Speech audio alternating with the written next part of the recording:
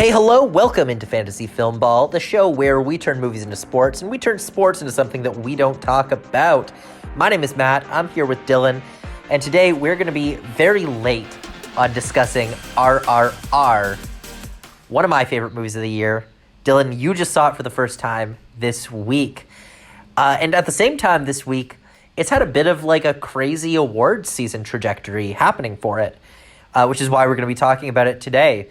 We're going to be discussing the movie and discussing what its path might look like if it were to make it to the Oscars. But before we get into that, Dylan, what did you think about RRR? So, I want to just put out there right away, spoilers may be brought up. So if you haven't seen RRR, go watch it. It's on Netflix. It's on Netflix. Watch it. Watch it. It's also been out for a long time. It's my fault for taking so long to see it because I was like, I want to see this spectacle on the big screen, but that didn't happen. I watched it at home, and I think that could be where some of my issues with this film do come. The proper dubbing was not there.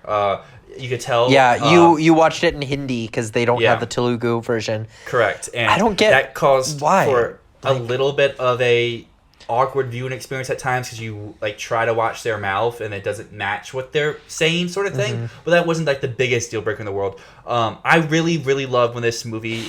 This is probably the opposite of what everyone says, but I love when this movie's grounded. Like I love the action sequences that feel like real.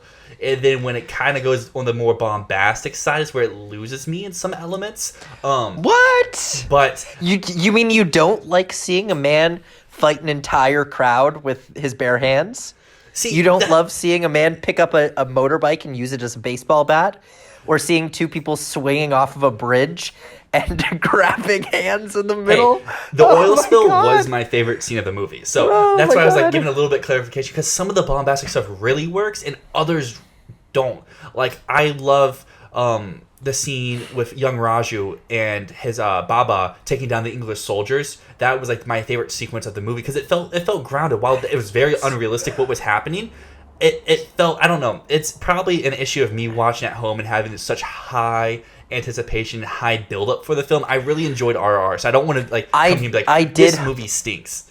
But I astronomically hyped this movie for you, so I'll take some blame of that because I've been saying for months, like this is Mad Max Fury Road. This is like, like I've been hyping this movie up.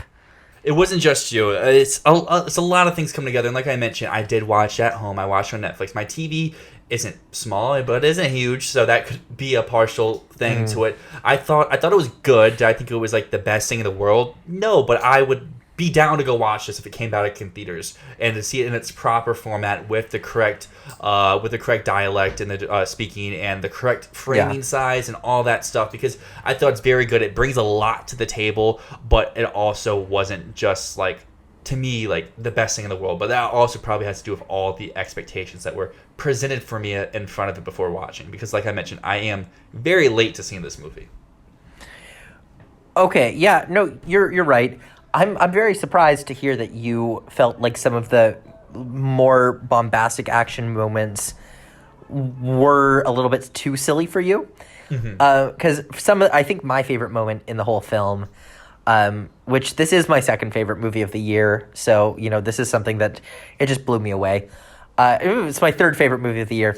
I forgot about Pinocchio for a second. Third favorite, love this movie. My favorite moment is in the courtyard after he's like let all the animals out and they're running loose and the fireworks start going off behind one of them who's represented by fire and then the hose breaks behind the other one and water's spraying everywhere behind them and we get the two shots back and forth of the two characters with like they're in front of the thing that they are represented by.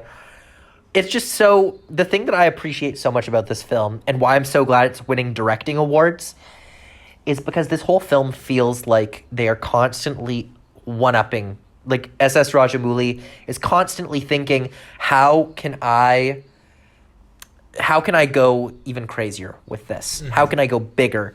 How can I go even more insane with this? And every scene steps it up for me where like it never disappoints with how crazy it gets. After the first 15 minutes, I felt like I had already seen three scenes that could be the climactic fight scene of a different movie. Yeah. Which brings me to the point, what was your favorite fight scene moment? So, as I mentioned before, I really liked when young Raju and Baba take down the English soldiers, like the shooting scene.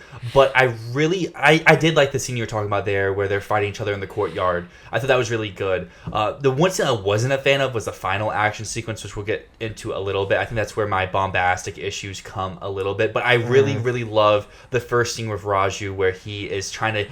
The English general says, "Bring me that man." And he goes into the crowd, takes so many beatings, takes so many hits, and he's just like a tank, and nothing can happen to him. He has to get this guy. He has to accomplish his mission. He has to reach his goal. And that was probably the best action sequence per se that I just enjoy the most, because you're getting all that sense of what you're talking about, where we have to establish this guy is the shit and nothing is taking him down. And he's going in there. There's so many interesting and inspired camera looks, angles, shots, trackings. Yeah, it features one takes. It features super quick, chopped up editing. It has everything you want from an action movie condensed into one scene, and I feel like that's where this movie very much succeeds. I think it has a lot of amazing scenes, just the overall connective tissue to those scenes, and then eventually how the movie ends doesn't work for me as much, because I feel like, as you mentioned, they can constantly one-up each other, which I think they do, but then you get to the last scene, which I get they're working together, but it doesn't feel like this is the big scene of the movie. I feel like all the action scenes in front of it were so much bigger, where yes, this is the one where they're together, but it didn't feel like the most out there, or the most inspired type sequence. But are you considering the part where he kicks an arrow through a tree to be part of that sequence? Because that's fucking awesome. That was awesome. I will admit that was awesome. But what was your favorite the scene? bike happened there. My favorite scene, can we consider Natu Natu to be an action scene? I think, yeah, because action, the body it's can happening. be in action. Natu Natu, fantastic choreography, great song, one of my favorite tracks of the year. Song that's been, I think, every single critics group that has done a best song category has mentioned Natu Natu, interestingly enough. That makes me want to ask, do you think people are nominated for the song, or do you think they're nominated for the sequence that the song accompanies? I think it's both, because I think the song is good on its own, too. Mm-hmm. Is it, if we're talking this style of music, we're talking Indian-style music, is it Jai Ho? It's not Jai Ho. This is not an A.R. Rahman song. It doesn't have that same sort of weight to it, but it's fun. It's a fun track. I have it on my best of 2022 Spotify list. I have fun every time I listen to it. I think it's a great track. The dance is the best part of it, but I still think it's got other stuff going for it. But all of this brings me to think this movie is absolutely nuts. This movie is bonkers. It is balls to the wall insanity. Has there ever been another movie this crazy that has gotten this level of media attention in the Western world? Not just international films. I would put this on the same level of insanity as Everything Everywhere All at Once.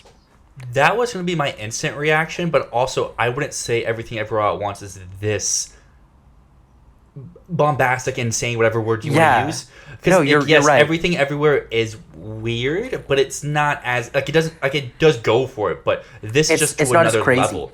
Because this, as you mentioned, there's action sequences, there's musical scenes, there's a scene in this movie that a man is being tortured, then he breaks out into a song, and just the whiplash this movie has, I think, is its strength and its weakness. Like I said before, because there's some scenes where you're so into it, and in the movie, because of the nature, it's so going for it, where there could be some tonal whiplash issues here throughout, which I felt a few times, but also I could see that being someone's favorite aspect of it, of how it goes from a very dark scene into just a very uplifting power ballad about coming together and rising up to defeat while you're being tortured, sort of thing. And I don't know, I feel like if you're using the case of has a movie a just very different style type movie getting this attention, you can be the first thing when I heard you say that was a long ago with Crouching Tiger, Hidden Dragon, but that movie is nowhere near as insane as this one was, which is very stylized, where I think this movie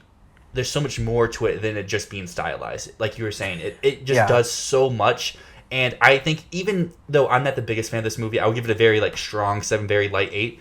I think Rajamouli is doing so much where even if you don't like this movie, you have to appreciate what he's presenting to the table, what his direction vision is. While it doesn't work for me per se the whole time, it's so bold, it's so innovative, and it's so special where, like, I know I'm so high on the movie, but people who would have even lower, like, would say, like, oh, this movie sucks. Like, you can't say that without saying, like, it's directed, like, so well.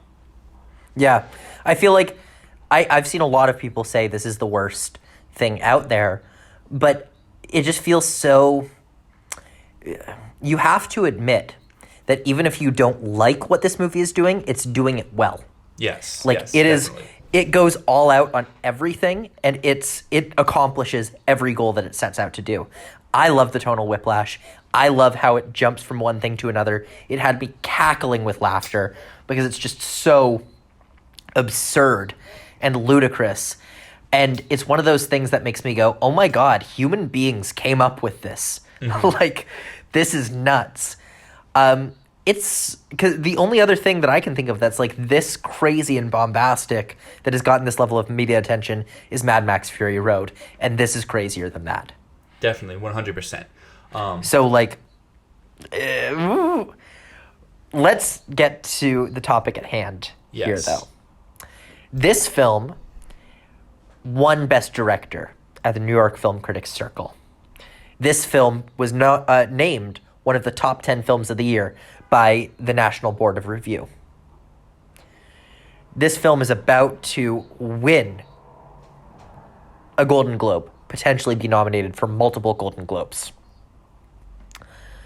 Can RRR make it to the Oscars? And if so, what is its path? I think... I think. Sorry to. you go ahead. I'll say my one last thing, and I'm going to hand it over to you. I just learned that the campaign of this film is run by the same person who did Drive My Car last year. Well, they know how to campaign. They know how to campaign. Can they make a miracle happen twice? I think the Golden Globes is the real tell here. I think if it's just international feature, this is not making it to the Oscars. But if Rajamouli gets in for director, or it pops up in song, or something else, It will. or comedy musical, it pops up there. I think, yes, this film's 100% going all the way. I think at the moment right now, I don't think I have it in any category for the Oscars. But I think the Oscars is the interesting thing here, because I don't think it's just going to get one thing. Like, I don't think it's going to be a solo song or a solo VFX nominee. I think they would all come together. And it's a VFX contender. It's a song contender. It's a director contender. It could be a picture contender. And then at that point, you can make a case for some other texts. And it just really goes down to how many people adore this movie. And it seems like the majority of people do. Like, when I logged, like, my Letterboxd review, I was like, wow, I'm, like, the lowest. And I'm giving it, like, an 8. Like, this is insane. I've never seen a movie, like, that has this many reactions that are all to one angle. And I think with what you said about it being ran by the same person to Drive My Car, that's a great... they've ran a great campaign for that movie and made it overcome all the obstacles it had with being a 3-hour international movie, a very slow burn, a movie that takes, like, a rewatch to really, like, grasp the concepts of it. And this movie also has a lot of roadblocks where it didn't even get submitted. Wow, this movie just took my breath away. This movie wasn't even submitted by its company, or not its company, its country for international feature. It's like, how is it going to make it to the Oscars? And it could get like 5 nominations, or it could get 0. I think there's a world where it makes it in between, because at this point, song is looking really good. VFX is looking really good for this film. I say, hypothetically, let's say that this film continues placing and winning critics groups. Let's say that this film ends up in the top 5 most named films by critics this entire year. Let's say that it sweeps every televised awards show in the international category, despite not being eligible for the Oscars. Let's say it wins the Globe. Let's say it wins the Critics' Choice. Let's say it... where else could it show up? It could show up at PGA. It could show up at DGA. It could show up all over the place. BAFTA. all of these. Let's say it does all of this. Is there a chance that it can make its way into Best Picture without that international submission? And I think so, because it could be so present in the public consciousness and so present in the mind of voters that they don't care that it's not eligible for international. They nominate it anyways. Mm-hmm. But the thing that I have an issue with, if I'm thinking of it getting into Best Picture, is what can it get? Because right now, the ceiling for me sounds like picture, song, director, VFX, and sound. But of those, what do I feel is realistic? Picture, song, VFX. That's not much of a package. It's not. But at the same time, we've seen in the past movies, like people were saying this year, Glass Onion could be a picture contender, and that's just picture and screenplay and a long shot for supporting actress. So I would say production that's a better. Still. Yeah. If it's in, it's in. I still think, though, that RRR would be higher up in sound than Glass Onion is in production design. If you're going by like a list thing. I don't think either are in at the moment. But as we've seen from some other award shows, whether it's NBR or AFI, Babylon's on the way down.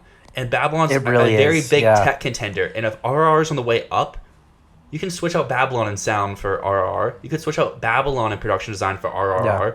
Or maybe not production design, but in some... No, not production design. I didn't mean that. I meant in some other places. But you could switch out Babylon for RRR in some categories, and then RRR has a little bit of better package, including, like we said before, like a sound. It could get a song, VFX, director, picture. I mean, I think the biggest thing for RRR at the moment is it needs either Babylon, Woman King, Elvis, or She Said to drop. Once one of those drops, RRR comes up, because I think those 12 are really fighting, or those movies are fighting for that like 9 and 10 spot. And obviously 2 will get in, 2 won't. So it's just, where do we sit when we get to more of these like televised awards? Because RRR is looking good now, but how is it going to look when we get to the Globes, once we get to some of the shows where it won't show up at, like at SAG and BAFTA to an extent, where it's probably not going to have a huge presence there. So how does it look when we get to some more of those where now it's showing up at places? I think you're right. I think that if RRR is to surge, something else has to fall. And could that be the other big bombastic spectacle film of the year, Babylon? Possibly. Very possibly. It's just still insane that we both said before, like, yeah, RRR has a chance, but like it's not going to happen. And all it took was 1 week, and it went from like so far out to like borderline. It went from like number 30 for me to number 12. Looking at my sheet here, in an instant. On November 1st, I had it at 25, and then sorry, not November 1st. November 15th, I had it at 25. December 1st, it went up to 16, and now today it's at 11. It's nuts. I love that we're talking about this right now. I'm so happy you finally watched this film. I can't wait to see it again. I hope to go and see it in theaters. Fingers crossed again. But I am so happy that we can finally talk about this film. And I'm happy that it's finally in the awards conversation. It's a film that I hoped would be there all year long, but just didn't have the faith that it would be. I didn't have the faith. Glad it happened. Glad it's here.